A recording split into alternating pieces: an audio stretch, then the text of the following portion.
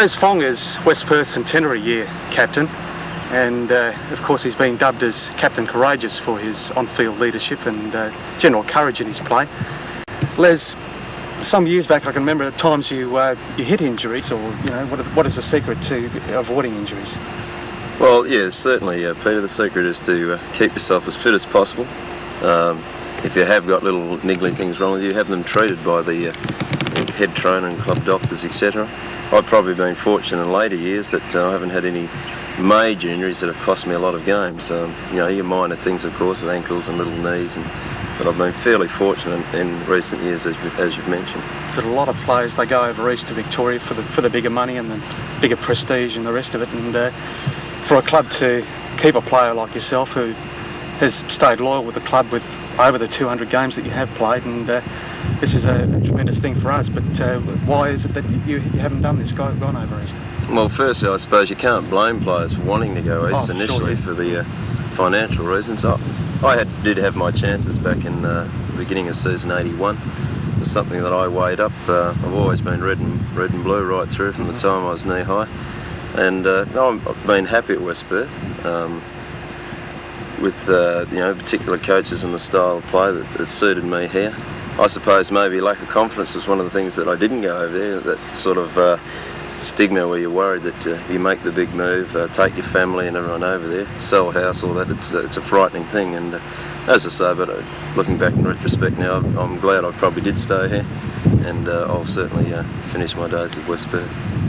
Right, well, very shortly we're going to look at highlights from the 1975 Grand Final, which is a tremendous win for us. Yeah, well, the team itself that year was a good combination. We had didn't have a big side, really, just had a side that were willing to run.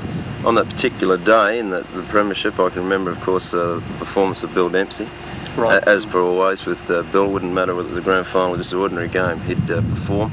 He was captain at that time. Yes, he was. Obviously his compatriot Mel Winnan, he played a very serviceable game.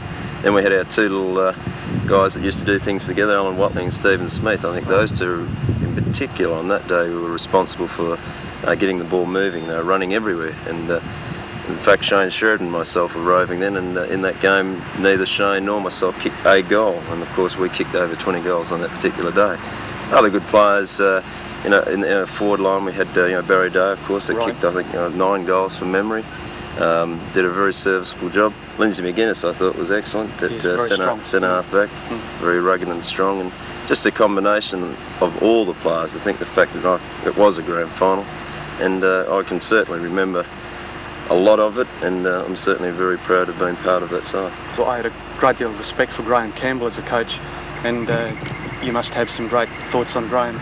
Yes, great. Yeah, well, Graham was only the second lead coach at the time that I'd played under, and his enthusiasm was just tremendous. His impact on the club when he first came here was just enormous, I think, and the players liked the ideas that he had. He put himself across very well, and certainly not short of a word, as we are well aware, and he used to explain exactly what he wanted done, and players respected that and responded to him, and he should be congratulated for what he did for us in 75. OK, well, we'll look at some of those great highlights from 1975 Grand Final. Barrett goes up the spoil. Dempsey knocks the ball wide of the pack, an opportunity for Winnan. Winnan with a probing kick up towards full forward.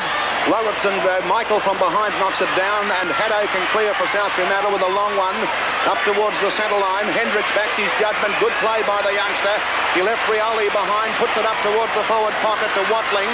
Watling's about 55 metres from goal. Across the face of goal, all West Perth, and Nell has taken the mark right in front and 25 metres out. South Fremantle, 1 goal, lead West Perth yet to score, but Norm Nell will register a score from this kick. Usually pretty reliable. It's a good drop punt, it's close, it's a goal to Nell, and the score's a level. West Perth a goal, South Fremantle a goal.